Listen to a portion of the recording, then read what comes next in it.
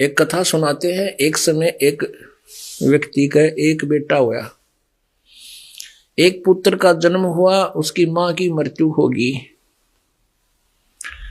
उस व्यक्ति ने फिर दूसरी शादी करवाई, उससे फिर एक पुत्र की उत्पत्ति हुई, फिर उसकी मां भी मर गई और वो खुद भी मर गया। अब उस जो दूसरी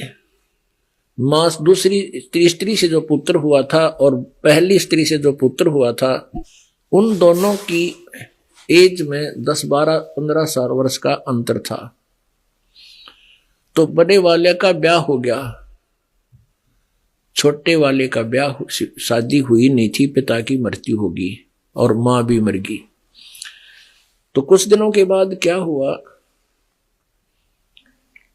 कि वो छोटे वाला भाई था, जो सौतेली मां का सौतेला भाई था, वो मौसी का बेटा, वो बीमार हो गया। तो बड़े वाले की पत्नी ने और उसने, बड़े भाई ने क्या विचार किया, पहले थोड़ा बहुत इलाज करवाया। उसका अच्छी संपत्ति थी, जमीन थी कई एकड़। तो उन्होंने सोचा कि अब मौका पड़ा है, ये बीमार भी है और सब ने पता है, गांव वाला ने भी, हफ्ता 10 दिन 15 दिन हो गए, बहुत कमजोर हो गया, बीमार हो गया, इसको क्यों ना समाप्त करवा दें और सारी संपत्ति अपने रह जाएगी। अब उसकी पत्नी ने ये स्टार्ट किया, तो पहले तो 1-2 बार मना किया उसके भाई ने, लेकिन फिर वो भी लालच में आ गया। उन्होंने एक डॉक्टर से बात करी, वैद्य से बात करी कि ऐसे ऐसे हमारा भाई बीमार है और इसको तू कोई कर दे काम, इसका विष व्यास अलग दे दे इसको। तो वो कहने लगा मैं 500 रुपये लूंगा। उन्होंने 500 रुपये दे दिए। तो उस डॉक्टर ने उसको विष देकर या इंजेक्शन लाकर उसकी मौत कर दी, मृत्यु को प्राप्त हुआ। अब सबको यकीन हो गया, भी बीमार था, मर गया, ठीक है। अंतिम संस्कार करके फ्री हुए। 1 वर्ष के बाद उनका संतान हुई, एक पुत्र हुआ और संतान हुई नहीं। वो एक पुत्र हुआ, फिर उस पुत्र, इकलौता पुत्र, उसकी खूब परवरिश करी, खूब अच्छा खुआया पिलाया, लाड करे। वो 15-16 साल का हो गया। पहले बचपन से शादी कर देते थे। जब वो 15-16 वर्ष का हो गया, उसका ब्याह कर दिया और खुशी का ठिकाना नहीं। जब उसका विवाह हो गया, विवाह होने के 1-2 महीने बाद वो फिर पुनः वो बीमार हो गया और उसके रोग के निवारण के लिए उसके पिताजी ने खूब हर पानी की तरह पैसा बहा दिया, पर कोई आराम नहीं।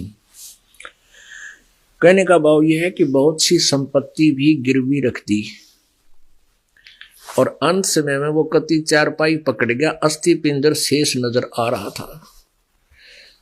उसका पिता साथ बैठकर चिंतित था, सेवा में बैठे रहते थे।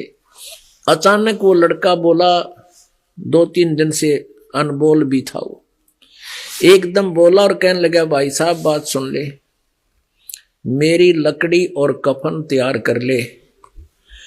तो वो उसका पिता कहने लगा, बेटा मैं तेरा भाई नहीं हूं, मैं तेरा पिता हूं, कि तू मेरा भाई है, पहले तू मेरा भाई है, ईब पिता बन गया।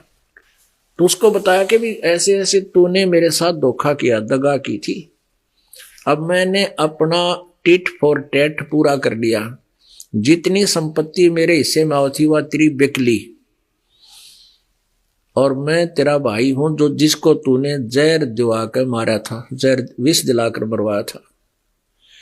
अब उसका ओड्डे का मुंह हो गया, अरे तेरा गजब हो, एकदम आत्मा तड़फ उठी उसकी, यह तो बहुत बुंडी बनी भाई, यह तो बहुत बुरी बनी। अब उसको पता लग गया कि मेरा किया हुआ मेरे सामने आ गया, इकलौता पुत्र था और संतान नहीं, यो मर गए। तो उसने कहा कि मेरा और तेरा हिसाब इतना शेष है कि लकड़ी और कफन के पैसे शेष है, वो तू इकट्ठे कर ले। तब उसके उस भाई ने, समझौते उसके फादर ने एक प्रश्न किया, कहने लगा, भाई एक बात बता, ठीक है तू मेरा भाई है और मैंने तेरे साथ जुल्म किया तो मैंने दंड मिल गया, मेरा नाश भी हो गया, मेरा कुल भी नष्ट हो गया और संपत्ति भी गई, शेष संपत्ति का मैं करूंगा क्या। पर एक बात बता, आज वर्तमान में सती, उस समय सती प्रथा थी, यदि पत्नी से पहले पति मर जाता था तो उसको 7 चिता में जिंदा जलाया करते थे, ये नियम था। तो उसके भाई ने कहा, जो जिसका पुत्र था, उसने कि भाई हमने तो सजा मिल गई, ठीक मिल गई, लेकिन इस बेटी का के दोष है जो तेरे साथ इसका विवाह हो गया, अब यह जिंदी जलाई जाएगी, इसने क्यों जुल्म कर दिया ऐसा। तब उसने बताया कि वो डॉक्टर कहाँ जिसने मेरे को विष दिया था।